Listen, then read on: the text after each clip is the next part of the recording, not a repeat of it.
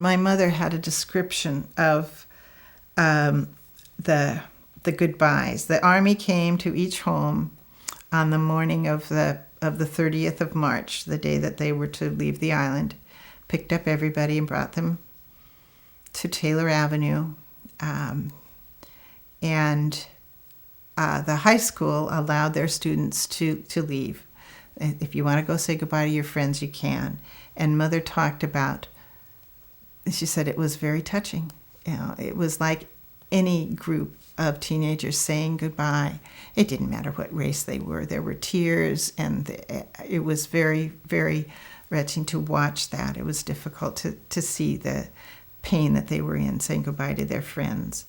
The younger grades, kids weren't allowed to leave, but many did. They played hooky and came and said goodbye to their friends.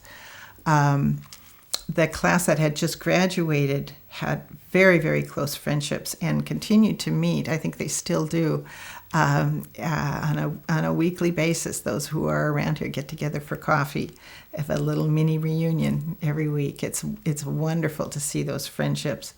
But one who was forced to leave, Jerry Nakata, had a good friend who was working at the shipyard, and he had asked if he could go, and the shipyard guy said no, so he couldn't go. That was hard. But there were kids who they couldn't take the same ferry that the Japanese were on. So they scurried and got another ferry into Seattle, met their friends in Seattle, and actually chased behind the train, waving and crying. I mean, Rich Barr talks about, we were sobbing, and these were our friends who were leaving. It was so, what could we do?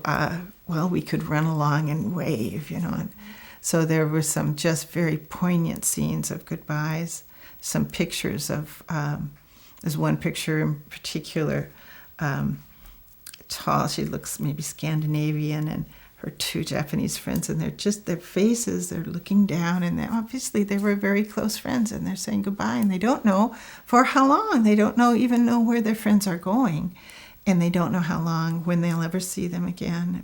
It was very, very sad. There were many adults who came also to say goodbye to their friends. Jerry Nakata again tells the story of his brother's grocery, that almost immediately after Pearl Harbor, said these folks came in to pay their bill, and he said his brother would say, "Oh no, that's not necessary. You don't have, no, you need this." They came in purposely to help their friend and kind of ease it a little bit.